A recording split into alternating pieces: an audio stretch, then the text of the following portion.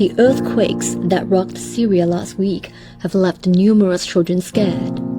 Some of them are receiving psychological support. Many of the children are living with their families, which are being sheltered in public places such as parks and schools. Abdel Muttalab School in the Al Jabaria area in Aleppo is now accommodating 111 families that include 75 children.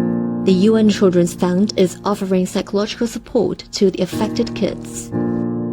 نحن بشكل عام بنشتغل هذا الشيء اسمه دعم نفسي اجتماعي، هذا بيكون شيء وقائي بعد الحرب، يعني هذا اللي كان نحن بنشتغل بروتيننا. يعني لما صار في عندنا كارثه اللي هي الزلزال وكان شيء جديد يعني بالنسبه لسوريا، فنحن مباشره من ثاني يوم بلشنا بشيء اسمه الاسعاف النفسي الاولي.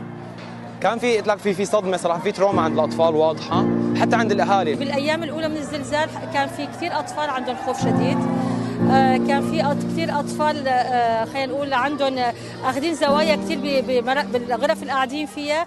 حاولنا قدر الامكان طلعونا على الباحه نعمل لهم انشطه، صار في تالف اكثر مع المستفيدين، تفاعل اكثر، صار في ضحك على وجوه الاطفال. However, many residents, especially the parents in the shelter, still hope for a return to normal life as soon as possible.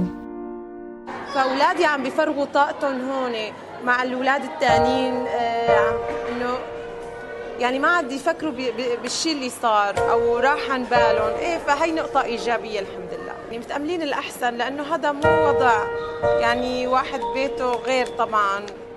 الحمد لله انه هون رفقاتي، انه هون العالم طيبه، يعني انه شوي عم نخفف على بعض، عرفت؟ بس انه مو بشكل دائم، يعني انه لقدام انه ترجع الحياه طبيعيه.